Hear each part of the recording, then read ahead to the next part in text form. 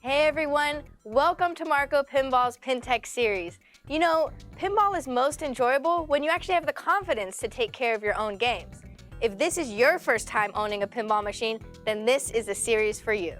In Module 1, Pinball Basics, we'll cover setting up your game to basic gameplay, care, and maintenance.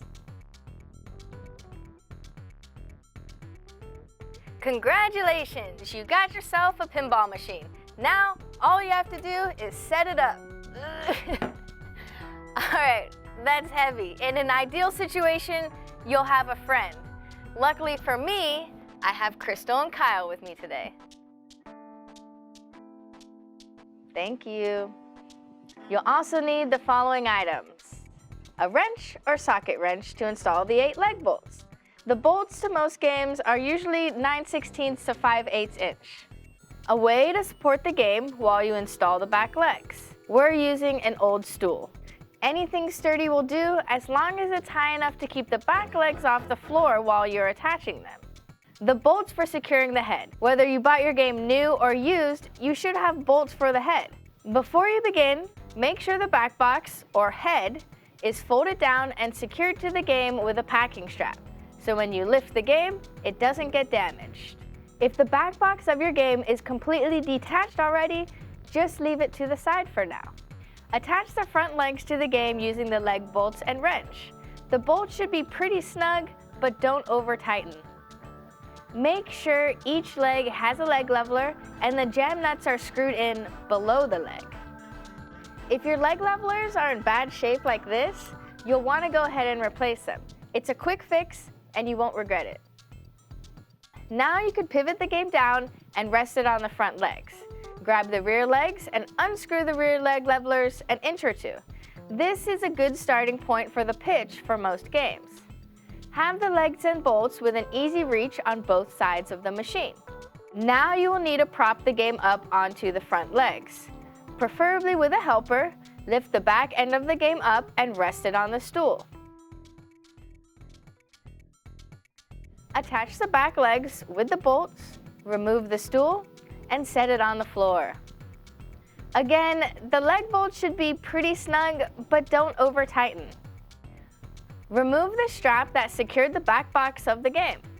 Carefully lift the head up, making sure the wires tuck into the body of the game as the head goes up without getting pinched. Unlock the back box, then remove the back glass by lifting up the glass and pulling it out carefully. Now, you can attach the bolts that lock the head into an upright position. Put the game close to its final location, leaving enough room to access the back of the game. If your game is on carpet, you can use furniture sliders to make it easier to move. Sometimes, you may have a game with the head completely detached. If that's the case, here's how to properly attach the back box to your game. Reach into the lower cabinet and route the AC power cord to the outside. There's usually a notch for the power cord to nest in. Remove the back glass from the back box carefully before attaching it to the lower cabinet and place it somewhere safe. Lift the back box up and set it in place. Open the insert panel and hold the head in position while fastening the head to the cabinet. Reach inside the game and take out the wiring harness that connects the head to the body. Take each connector and plug them into the respective board. Generally, connectors are keyed and will only fit in one way in one place. Don't ever try to force in the connectors. If you are unsure about where something goes, check your manual. And that's it. Well, almost. There's no balls in the game, and it's probably a little crooked.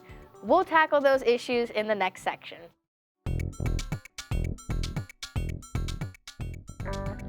Here's this awesome Twilight Zone, almost ready to play, but first, we have a few more things to do. One of them is cleaning these balls. Brand new balls can have excess oil on them, so if your game is new, it's a good idea to wipe down the balls before you use them.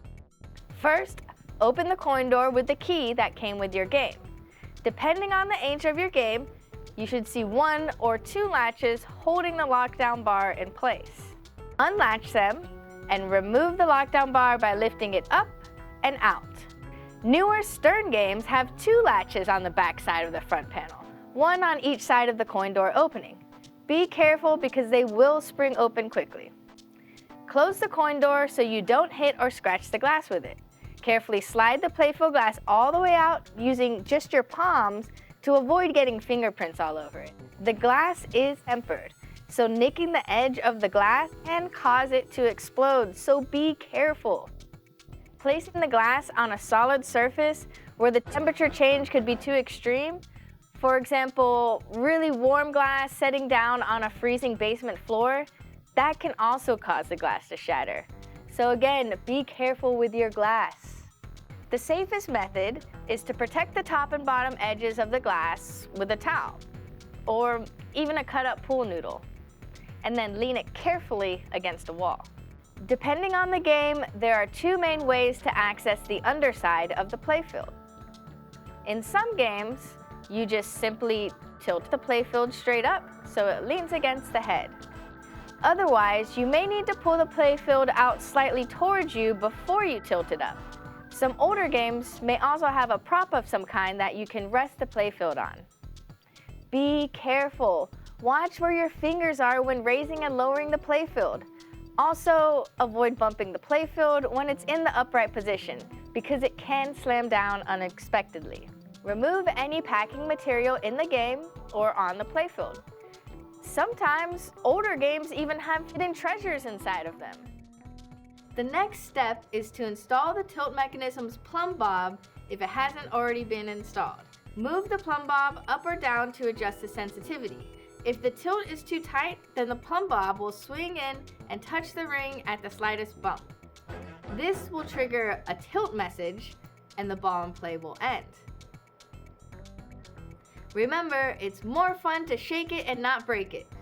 You can test how sensitive the tilt mechanism is by shaking the game when you play. Now, lower the playfield and install the balls. Just put them on the playfield and let them go. They'll drop down between the flippers into the ball trough. If the game is older and the balls are worn or dented, you probably want to order some new ones. They'll look and play a lot better, and they won't scratch your playfield. Many games have a small level attached to the lower right side of the playfield.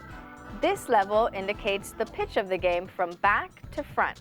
Use a small bubble level or angle finder tool to measure the slope.